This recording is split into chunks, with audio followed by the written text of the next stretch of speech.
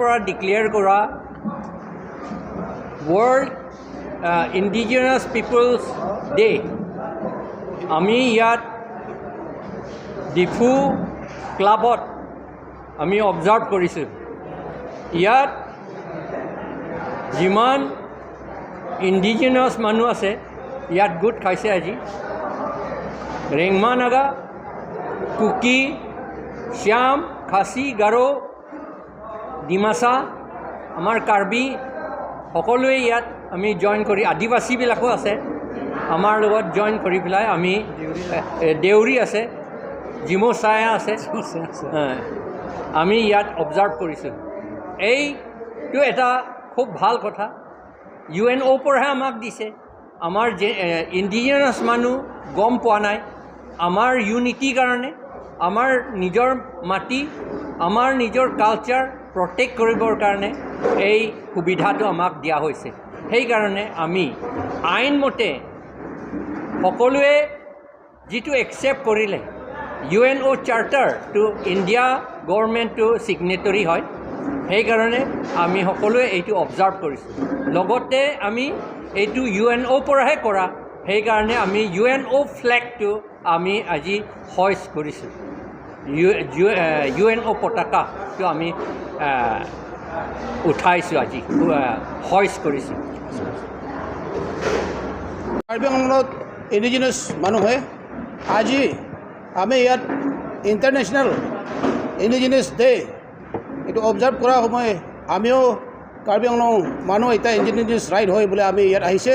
সেইকাৰণে আমি ক'বলৈ খুজিছোঁ যে আমাৰ ইণ্ডিজিনাছ মানুহ যিমানকেইটা আছে, ৰিংমা বা কাৰ্বি আদি, গাৰো, কাছাৰী, কুকি, লালুং, তিৱা, যিমানটো আমাৰ ইণ্ডিজিনাছ মানুহ আছে, এইকেইটা মানুহ প্ৰটেকশ্যন কাৰণে আমাৰ অসম চৰকাৰ আৰু ইণ্ডিয়া চৰকাৰে আমাৰ ইণ্ডিজিনাছ মানুহকে মানে এইটো ছেফ গাৰ্ড দিব লাগে।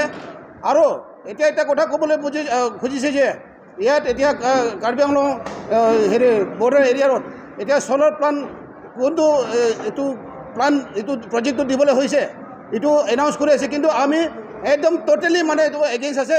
তাত এইটো আহিব নালাগে, এইটো তাতে চ'লাৰ প্লাণ্ট আহিবলৈ নালাগে। আমাৰ ইণ্ডিজিনাছ ৰাইট আছে, আমাৰ তাতে আমাৰ বহি আছে। সেইকাৰণে আমাৰ খেতি বাৰী আমাৰহে হয়, এইটো তাতে এইটো আহিব নালাগে বোলে আমি এইটো অসম চৰকাৰী আৰু কাৰ্বি আংলং চৰকাৰৰ লগতে আমি এইটো অনুৰোধ জনাই আছোঁ। Thank U. খিলঞ্জীসকলে আমাৰ মাজত এটা ইউনিটি থাকিব লাগে, আৰু ইউনিটি নহ'লে আমাৰ মাজত বিভাজনৰ সুবিধা হয়। সেইটোকে মই আহ্বান কৰিছোঁ।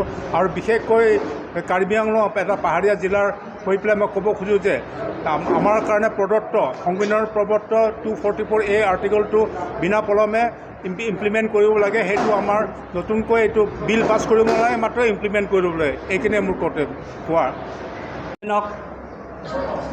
যে ট্ৰাইবেল মানুহৰ ৰাইট টু লাইফ আছে, যে জনজাতিসকল যিসকল বসবাস কৰি আছে অসমৰ নৰ্থ ইষ্টত, তেখেতসকলক যিটো আমাৰ মৰ্যাদা আছে, সেইটো অসম চৰকাৰে আমাৰ ৰেচপেক্ট, ডিগনিটি, লিবাৰ্টিখিনি আমাক সদায় দিব লাগে।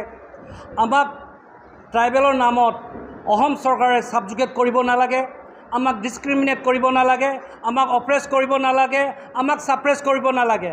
আমাক যিটো সংবিধানে দিয়া আছে, ইণ্ডিয়ান কনষ্টিটিউশ্যন যিটো আমাক অধিকাৰ দিয়া আছে, UNত যিটো সংবিধান আমাক দিয়া আছে, সেই অধিকাৰটো আমাক ফুল প্লেজত ইনজয় কৰিবৰ কাৰণে Indian government as well as Assam government আমাক দিব লাগে। সেইকাৰণে আজি ইণ্টাৰনেশ্যনেল ইণ্ডিজিনাছ ডেত আমি সকলো ট্ৰাইবেল গোট খাই পেলাই আজি ডিপুত under the leadership of John Kathar English ছাৰৰ লিডাৰশ্বিপত APHLৰ আজি আমি ইয়াত সকলোৱে আমি ট্ৰাইবেল জনগোষ্ঠী যিসকল ইয়াত বসবাস কৰি আছে, আমি মিলিজুলি অসমত বসবাস কৰা ৰাইজে, বসবাস কৰি থকা ৰাইজে মিলিজুলি আমাৰ অধিকাৰ কাৰণে আমি সদায় এক হৈ পেলাই ডিমাণ্ড কৰিম বুলি এটা মেছেজ এটা পাছ কৰি পেলাই আমি বিচাৰিছোঁ। আৰু অসম চৰকাৰক আমি এটা কথা স্পষ্ট বাকাৰে আজিৰ ডেটত ইণ্ডিজিনাছ ডেট মেছেজ এটা আমি দিবলৈ বিচাৰিছোঁ যে অসমত UCC কোনো দিনাখনে ট্ৰাইবেলসকলে একচেপ্ট কৰিব নোৱাৰে, আৰু এইটো আপোনালোকে ইমপ্লিমেণ্ট কৰিব নালাগে। আৰু লগতে ট্ৰাইবেলৰ কাৰণে স্পেচিয়েল ল' এটা ইনেক্ট কৰা আছে, সেইটো হ'ল schedule caste schedule tribe atrocity act 1989। অসম চৰকাৰে জানি বুজি ইণ্টেনচলি এইটো ইমপ্লিমেণ্ট নকৰে।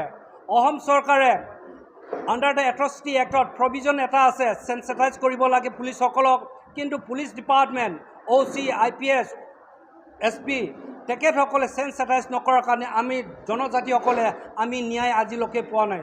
যদি 77 years হৈছে, still we tribals in Assam we are still deprived of our justice. আমাক ৰেচপেক্ট নিদিয়ে, আমাক ডিগনিটি আমাৰ ডিগনিটিখিনি তেখেত সদায় ছাপ্ৰেছ কৰাৰ কাৰণে আমি আজিৰ দিনত আমি UNত সেইটো মেছেজ দিবলৈ বিচাৰিম যে অসমতো ইণ্ডিয়াতো ট্ৰাইবেলসকলক আজিলৈকে আমাৰ যিটো মৰ্যাদা আছে, যিটো ডিগনিটি ৰেচপেক্ট ডিগনিটিটো আমি সম্পূৰ্ণভাৱে ফুল প্লেজত পোৱা নাই বুলি আমাৰ সেইটো দুখটো আমি প্ৰকাশ কৰিছোঁ আজিৰ দিনত। Thank you my friends.